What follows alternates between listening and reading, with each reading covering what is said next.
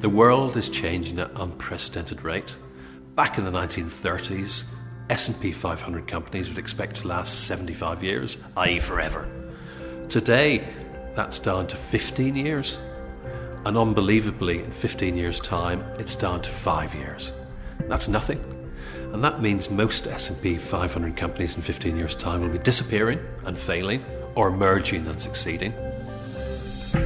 So the boards of our big companies today have to really anticipate why this is happening and make sure their strategy and the way they mitigate risks address these issues.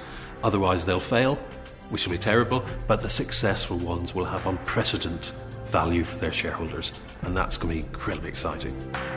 Boards have got to anticipate where the world is going to, the impact of the big trends on their business, and how they make sure they take full advantage of those trends.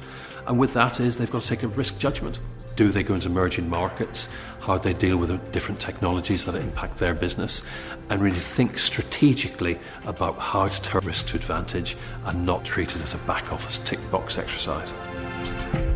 What's clear from the financial crisis is that risks that impact big companies today generally are unexpected but have a very significant impact, so-called black swans.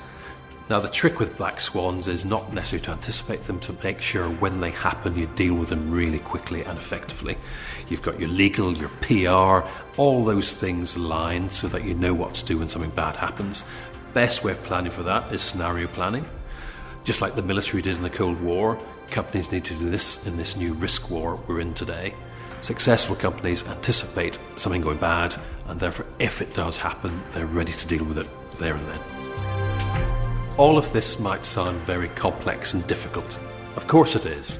But the reality is the most successful companies will navigate their way through this risk jungle and ultimately succeed way, way beyond their competition.